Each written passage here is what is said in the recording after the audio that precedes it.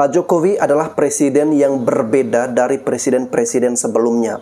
Barulah di bawah kepemimpinan Pak Jokowi, kita bisa merasakan pembangunan di Indonesia itu bukan lagi Jawa sentris, melainkan Indonesia sentris. Pak Jokowi banyak memberikan perhatian untuk daerah-daerah yang miskin, tertinggal, dan terpinggir.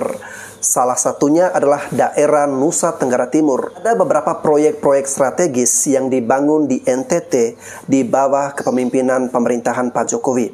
Yang pertama adalah proyek bendungan. Bendungan adalah proyek yang paling mencolok di Nusa Tenggara Timur. Tidak tanggung-tanggung, ada 7 bendungan yang dibangun untuk Nusa Tenggara Timur. Daerah lain mungkin hanya dibangun 2, 3, ataupun ada yang 1 bendungan saja.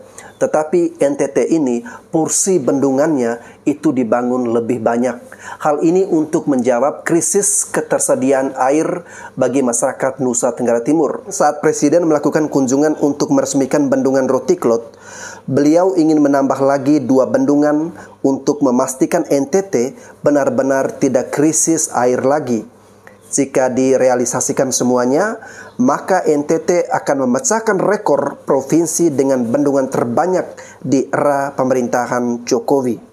Lalu yang kedua adalah proyek revitalisasi Labuan Bajo untuk menjadi kawasan wisata super premium. Labuan Bajo telah menjadi tempat wisata yang terkenal di dunia. Di tempat ini nantinya akan dilaksanakan konferensi tingkat tinggi dan ASEAN Summit yang akan digelar pada tahun 2023 mendatang.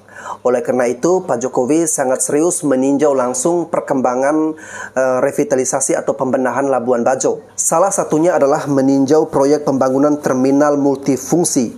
Karena di sini akan menjadi pusat perekonomian untuk lalu lintas logistik seperti bongkar muat kontainer, kargo, surat cair, dan sebagainya. Kalau Labuan Bajo semakin maju, ekonomi masyarakat NTT khususnya masyarakat Flores akan semakin bertumbuh dan berkembang pesat. Dan pastinya kita tidak akan melupakan bahwa inilah buah tangan dari pemerintahan Pak Jokowi untuk NTT. Kemudian yang ketiga, proyek lumbung pangan atau food estate di Pulau Sumba, Nusa Tenggara Timur. Di Sumba, musim panennya itu setahun sekali. Ini karena Sumba termasuk daerah kering dan di sana curah hujannya sangat sedikit. Sehingga hal ini bisa mempengaruhi ketersediaan pangan bagi masyarakat setempat. Untuk memastikan ketersediaan pangan bagi masyarakat Sumba, Pak Jokowi membangun food estate yang luasnya ada 5.000 hektar dan akan ada penambahan lagi 10.000 hektar. Sebagian besar akan ditanami padi dan jagung dan target dari pemerintah agar dalam setahun musim panen di Sumba bukan 1 kali tetapi menjadi 2 kali. Pemerintah menargetkan produktivitas jagung di food estate mencapai 7-8 juta ton per hektar dan padi 5 ton per hektar. Dan itu pasti bisa dicapai karena ditunjang dengan alat mesin pertanian dan teknologi yang memadai dari pemerintah.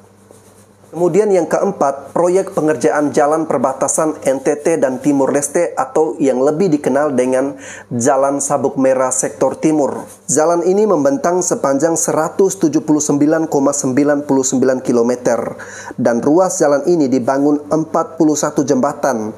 Jalan perbatasan NTT Timur Leste ini sangat penting bagi warga di perbatasan untuk memperlancar kegiatan ekonomi dan meningkatkan sumber daya komoditas kayu putih, jambu mete, dan kelor. Selain itu, untuk mengangkat wajah Indonesia secara umum dan NTT secara khusus, biar Timur Leste bisa tahu bahwa NTT telah mengalami kemajuan yang sangat pesat di bawah kepemimpinan Pak Jokowi. Masih banyak hal-hal lain yang dilakukan oleh Pak Jokowi untuk kemajuan Nusa Tenggara Timur.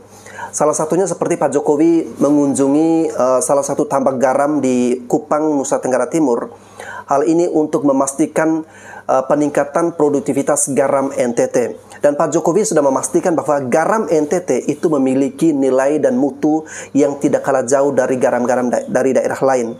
Bahkan jika dibandingkan antara garam NTT dengan garam Australia, garam NTT secara mutu dan kualitas jauh lebih bagus dan jauh lebih baik daripada garam Australia. Itu Pak Jokowi juga peduli dengan korban bencana Seroja yang menimpa saudara-saudari kita di Flores Timur dan juga daerah-daerah lain di NTT yang terkena dampak dari bencana ini. Pak Jokowi sudah memberikan bantuan rumah dan saat ini dalam proses pengerjaan bertahap sehingga warga-warga yang rumahnya rusak bisa segera mendapat bantuan rumah dari pemerintah. Dan juga pada saat kemarin terjadi bencana, Pak Jokowi meninjau langsung turun ke lapangan untuk melihat situasi dan kondisi di lapangan. Sebenarnya hal itu bisa membahayakan keselamatan Presiden karena dikhawatirkan bisa terjadi gempa atau bencana susulan.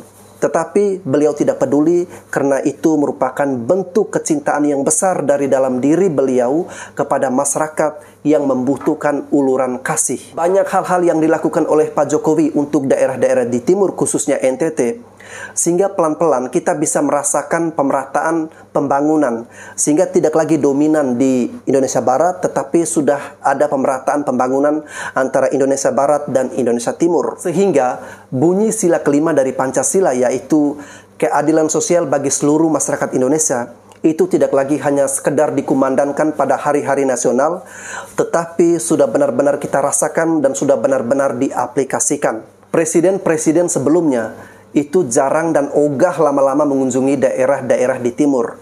Tetapi Pak Jokowi adalah presiden yang paling rajin mengunjungi daerah-daerah di Indonesia Timur. Dan di NTT sendiri, itu mungkin sudah terhitung belasan kali beliau mengunjungi daerah-daerah di sana. Kita percaya pemerintah bukan bekerja untuk kepentingan pribadinya, tetapi pemerintah bekerja untuk kepentingan semua masyarakat Indonesia dari Sabang sampai Merauke. Saya Bastian Sebo, sekian dan terima kasih.